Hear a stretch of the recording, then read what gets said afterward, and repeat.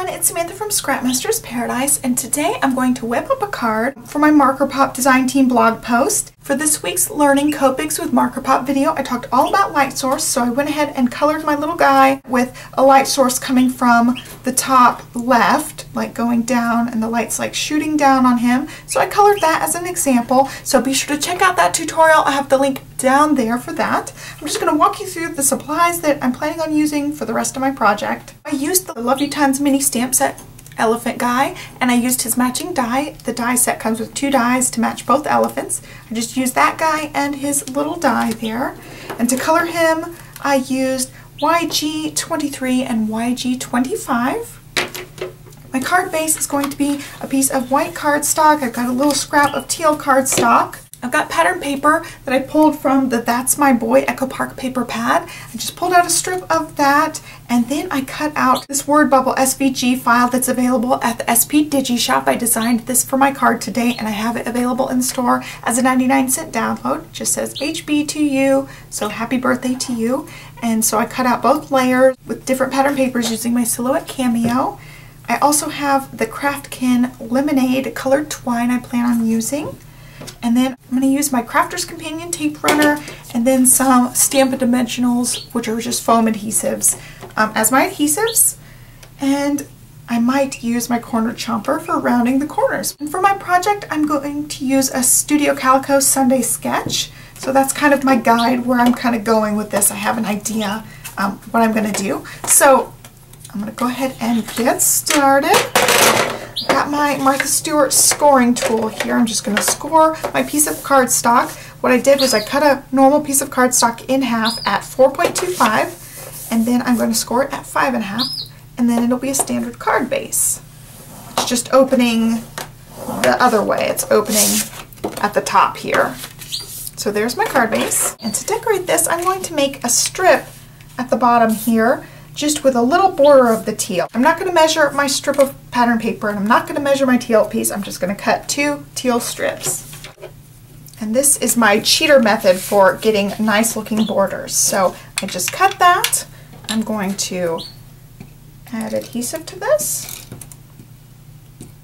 Maybe. I lost my little trail of adhesive.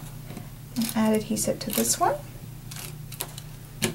And then I'm going to line this up together to have a little teeny border. So that way I'm not trying to measure 16ths and 32nds of an inch. I can just eyeball the size of the border that I want. And then attach this to the other side and continue my border the same width. And I'm not trying to measure that teal piece exactly right.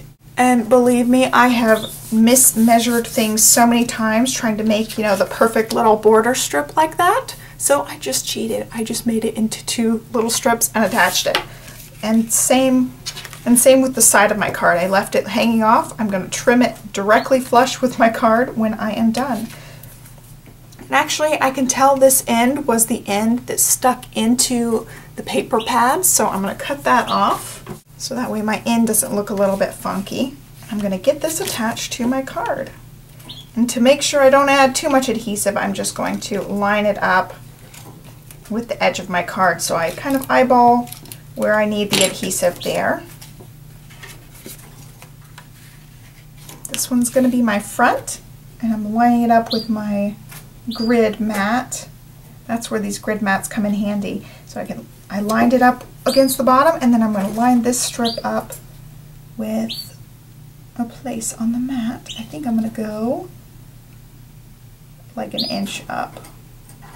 Just line that up so that my border strip is nice and even, and then I'm going to cut that off. So there is my border, and then I've got my word bubble and my little elephant. And to do this, I'm going to pop dot all of this up. And I just gotta peel off all these little backing pieces, and then I can get these arranged just right.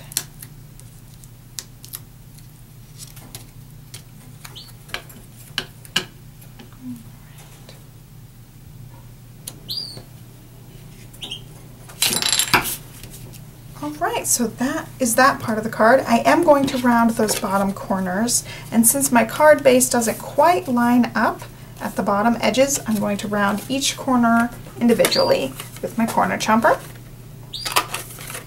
So there is that, and I want to add some twine around the top here just to finish it off. This twine is the lemonade color, and it's got the lime green and the yellow, so it actually picks up the colors I used on the rest of my card. I actually picked out my pattern papers, colored my elephant, and then was looking for embellishments, and I saw this twine was the perfect color, so it just worked out really nicely. So I just wrapped it 3 times around, and I'm going to tie a little tiny knot here. I'm not going to tie a bow on this one. Just cut the end there. It's out of my way. I just want a little knot over here. And actually tying knots tight on twine is just about as hard for me as tying a bow. It takes like every finger to get it right. I have that going. I'm just going to cut this off. Alright. I'm going to use my tiny attacher and move this twine over and just secure it, just to add a little bit of a grunginess, or just add a little staple there just for a little bit of visual interest and texture. So that is it. It's just kind of a clean and simple card, nice and easy. Be sure to check out my Copic video for today, a link down below. Be sure to subscribe to my channel, and I will catch you guys in my next video. Thanks so much for watching. Bye.